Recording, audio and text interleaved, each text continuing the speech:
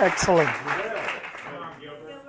I just want to start out by sharing one of my journals.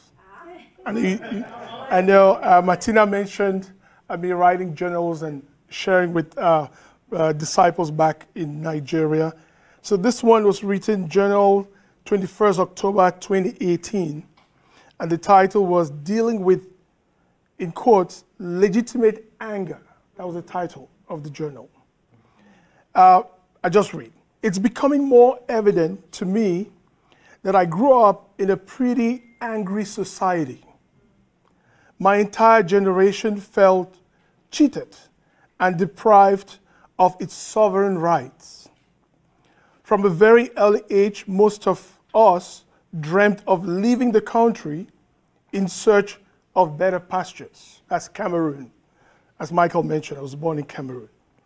I remember a mentor and friend, that's Hervé Florent, for those who know him, looking at my pictures, my photo album, that's when I moved to Abidjan to serve full-time, and noticing that I was very uptight in most of the pictures.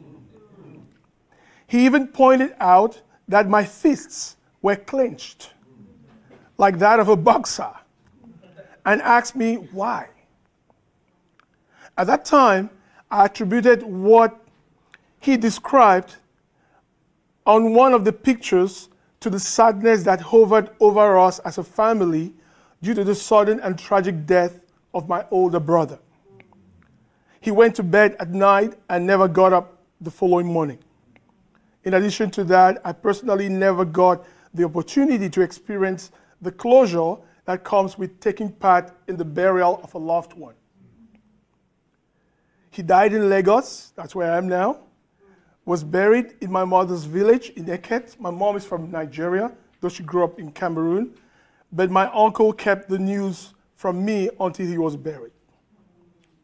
Today, this is when I was writing, 21st October, with the current Anglophone, Francophone crisis in Cameroon, I'm going to say more about that later, I'm coming to a deep realization that my entire generation grew up feeling the sting of injustice, deprived of educational opportunities and a fair share of national wealth.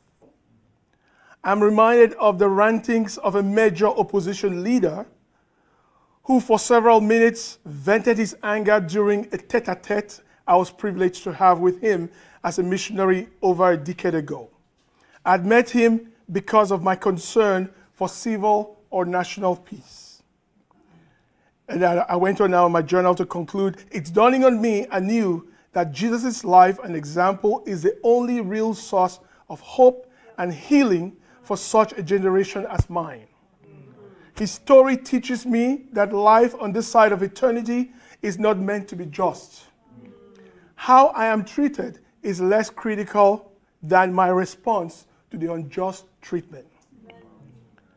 Now, I ended up by saying, does my story strike any chords in you? Maybe it's awakened old wounds incurred by some unjust treatment, either in recent times or in the past.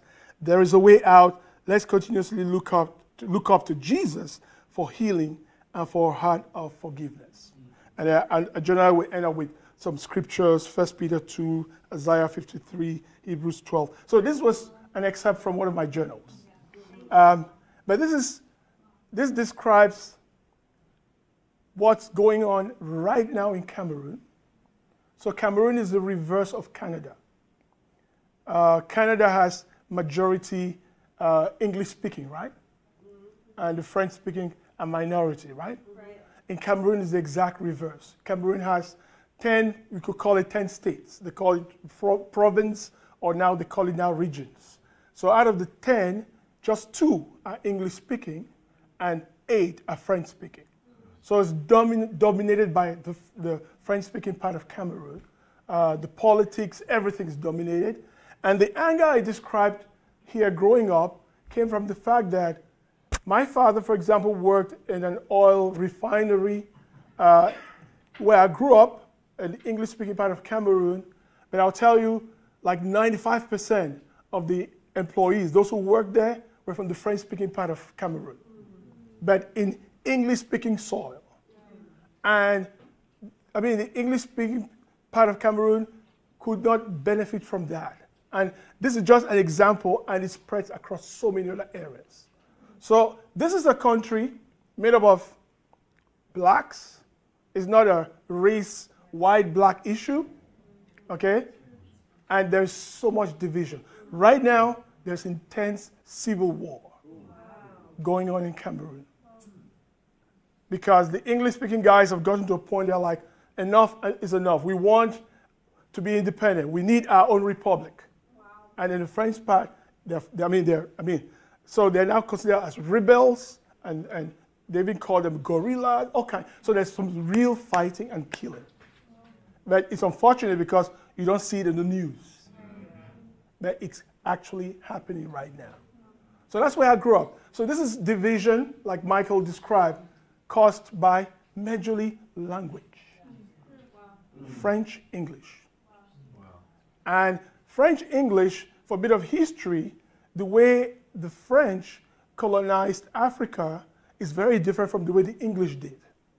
So I've been privileged to live in those parts of Africa, born in Cameroon, became a disciple in Germany, went to serve full-time in Abidjan for 10 full years. That's French Africa. And then I've been in Lagos now for 9 years. That's English-speaking West Africa. And I've gotten to now learn a lot more about the cultural psyche of the people.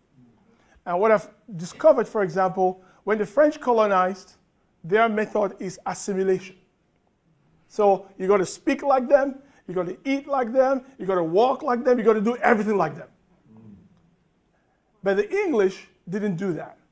The English, they were interested in whatever they want to get from you, but they'll allow you with your culture. So if you go to a church service in Abidjan, Michael has been there many times, this place is hot, there's intense heat, people are sweating, but you'll notice that most of the brothers or the leaders, they're all suited up. I mean, suited up with tie coat, and it's hot. You see what culture does? Very French. But if you go to Nigeria or Ghana, for example, on a Sunday service, I remember moving to Nigeria, and I showed up like a French man, and the one I was dating back then, who's now my wife, that's why I moved to Nigeria, she was like, "Are you going to the office?" I was doing what is really cool in Abidjan, but it's not cool in Lagos. In Lagos, what's really cool on a Sunday is to wear traditional, dress in African tradition, and that's what I wear now. So my suits are wasting in Lagos. I can count the number of times I wear a suit in Lagos. Because it's a different dynamic. But the roots of all of that even dates all the way back to colonization. So the English will take whatever they want, but they allow you with your culture. And then this alone, I was telling Michael this morning, let's be honest with you, I was in Abidjan for 10 years, but I'm glad I left at some point. Because I mean, it got really difficult culturally at some point. Okay, so here we are. I'm talking Africa. I'm not talking white, black. I'm talking. I mean, within African regions. I mean, are we talking Nigeria and Ghana? That's another dynamic. These are two English-speaking countries, and to be honest with you, Nigeria actually kind of like oversees the work in English-speaking Africa. But there's been a lot of resistance, even with our missions, between those two nations, where Nigerians often were the ones either leading the church and stuff like that. But it got to a point where Ghanaians are like, enough is enough. And like, until I had to have a corporate conversation with a top CEO of a corporate body in Ghana. This is a telecom company, really huge. Met her in her home with her husband, and we're having a conversation. She thought I was coming from Congo. And then when I now revealed that, no, because it's a brother from Congo who introduced me to her.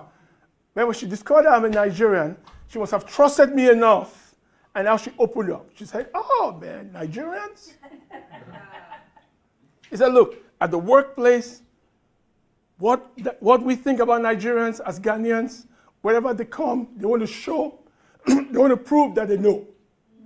They want to be the first. They want to dominate and all whatnot. So there's a serious cultural thing going on there. To the point where there's even one in history, there was a time when Ghanaians threw Nigerians out of Ghana. And then some time later, the Nigerians actually did the same thing and threw the Ghanaians out of Nigeria. Till date, there is a traveling bag that people use to carry stuff and travel. It can contain a lot of stuff. They call the bag Ghana Must Go. And I never knew where that name came from until I learned about the history. It came from that experience where Ghanaians were sent out of Nigeria. And the term, maybe they quickly had to take their stuff and fill into those bags and leave. Yeah. And this is just 2 nations, English-speaking nations in West Africa, and this is going on. Is it Germany where I became a disciple? That's another story right there. In terms of culture. And let me reveal something to you. I had a conversation with Peju, who's a sister in Minneapolis. Knew her in Europe, she's Nigerian. We had a conversation around even some kind of cultural tension between Germans and Americans. And who knows if history has to do with that. Okay? Okay?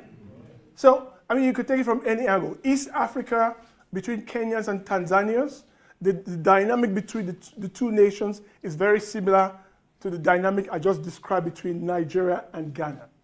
So Kenyans are like the aggressive people in East Africa, and the Tanzanians are viewed as a bit laid back, and they have all kinds of issues between those 2 to the extent that if not for the church and the kingdom, it would be very difficult to intermarry. Within Nigeria itself, we have 3 major tribes in Nigeria. You have the Hausas in the north, you have the Igbos, and then you have the Yorubas. So the Igbos are a lot more, they're traders, they're very successful in business. Then the Yorubas, Lagos is a Yoruba area. When I moved to Lagos, boy, oh boy, it was a serious cultural shock. Like in the Yoruba culture, for example, respect for elders is so intense that people literally, when you see an elderly person, they literally go down on their knees. Literally. And bow. And whoever doesn't do that is perceived as disrespectful. And so for me, initially, I was like, are we not worshiping people here? And to be honest with you, I even had some conflict within the church with some elderly people who felt like I was rude. And I had to learn the hard way. Oh, it took a while. So I'm just painting all these different scenarios to say, we got to be, just like the world talks about emotional intelligence, I think there's also cultural intelligence that we need to take into consideration as we go about carrying out the mission. I just wanted to share a few of those stories. Thank you very much.